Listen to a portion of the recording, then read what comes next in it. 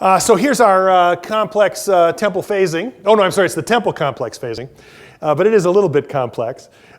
We call this the Babushka Doll of the North, in that just when we think we understand what's going on, we take off a layer and there's another building.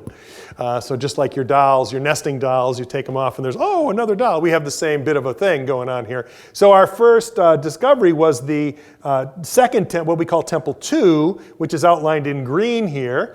And that came to light right away at the beginnings of the excavation in 1999. And then the next year, in 2000, they started digging right in here and suddenly came down on another podium of another temple inside the first one, which told us that this was not the first one, but it was a later phase. And then in about 2004, we came down on this little building, which we call the early shrine. Again, we date it to the mid-1st century, B.C.E. And so this kind of gradual process of revealing what was going on with this particular building was very exciting and very interesting along the way. We have an altar complex, maybe an earlier and a later altar out here, and there's a small little church building built to the south of the altar in a later period, in the 4th or 6th century. So that's our phasing. You can see we now have, we can be a little bit more firm on the dating for Temple 2, the final temple phase. We believe is now in place and built by right around 80 CE, 80 AD, right? So Flavian period, not long after the destruction of Jerusalem by the Roman forces. And I can tell you a little bit more about the argument for that if we have time as we get along. The interesting thing there is we do have reference in Josephus that after the destruction of Jerusalem, Titus took the troops to the north and gave them R&R in the region right around Omrit and Banias and this area. So the idea that there might have been a reconstruction project of the temple, especially if we're correct in thinking it was an imperial temple, while those troops were there, makes a lot of sense. And again, we can't absolutely prove that, but it's a nice historical coincidence.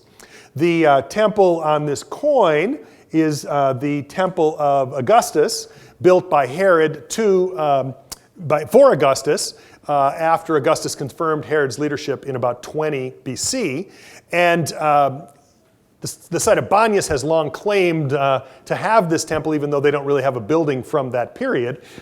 We believe, again, we're about 4 kilometers away from Banias. We believe this is our second phase is actually this temple that Herod built for Augustus. And we, again, have convinced a lot of people of that. Maybe not everybody, but it's been moving along. Now, I learned a lesson about PowerPoint on this slide.